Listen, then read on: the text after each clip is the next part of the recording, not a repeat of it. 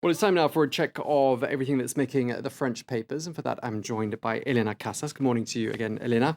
Now, what did the French press have to make of Marine Le Pen's rather surprising showing on the weekend?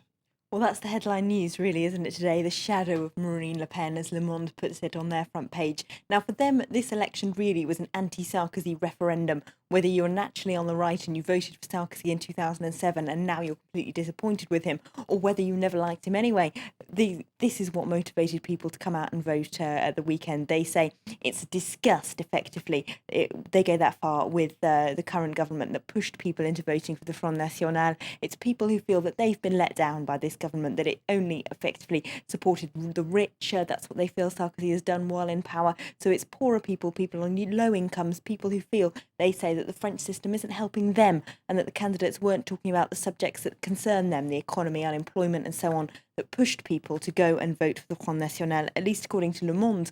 Now, of course, this makes it rather difficult for either of the two candidates left in the race, both of whom are candidates of what the Front National would call the system, established political parties, to try and win over those voters if this really is a plague on all your houses kind of vote that motivated them to pick the Front National. That isn't, of course, going to stop Nicolas Sarkozy from trying, the paper points out. He's already gone for a further right-wing tone in speeches made since the votes came in on Sunday night, and they reckon he's going to go even further in this direction. For his campaign team, Le Monde says the Front National doing very well effectively validates the strategy that they've been going for since at least February, which is to put subjects like immigration and halal meat at the centre of the campaign because they wanted to win over those very right-leaning voters.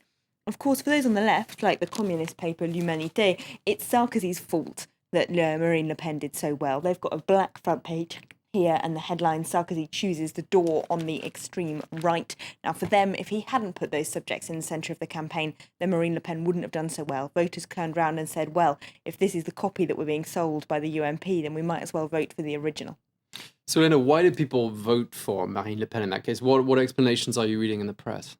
Well, there's a couple of interesting articles on the website Slate. One looking exactly at the economic motivations behind this, saying that people don't necessarily vote for the Front National because it's immigration that makes them angry, or because they're racist. They say they vote for them because they're angry against political elites who they feel have profited the country at their own expense and are then making ordinary people who didn't cause this economic crisis pay for it. Of course, Sarkozy has become most well known as president of the rich, and those on very low incomes feel that in 2007 he promised them, if you remember, that if they worked harder and more hours, then they'd earn more. They've seen the opposite. They've seen their incomes decline, especially for young people. They feel, especially those on low incomes who don't have many qualifications, they feel that they won't ever be able to reach the living standards of their parents because, of course, the French welfare system makes it so hard to fire people that it then makes it very difficult for employers, or makes them reluctant, rather, to hire more younger people, and as a result you end up with these young people who are blocked out of the economic system.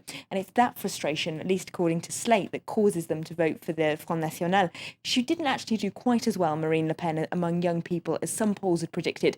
They predicted she would come top among 18 to 25-year-old voters. It was actually Hollande that came top, but she came second. So they say it's clearly young people have got this sense of frustration. Libération, inside of Libération, they talked to a sociologist who also says that the way that Marine Le Pen has changed her party's image has been very important. Her younger, fresher, more approachable image has helped her step away from the anti-Semitic extremes of her father and made it easier for women, especially low-income women, to vote for Marine Le Pen. So Sarkozy really going all guns blazing, trying to get his hands on those Front National votes. What are the papers saying about his chances in that second round? Well, Le Figaro, the right-wing paper, reckons that the right can believe again. That's effectively because they've done the maths and added up that if you add the Front National voters to Sarkozy's, you've got more voters on the right than on the left, and that for those people, naturally, they should be voting pragmatically for Sarkozy in the second round because at least he's addressing the problems that concern the people who vote for the Front National, unlike Hollande.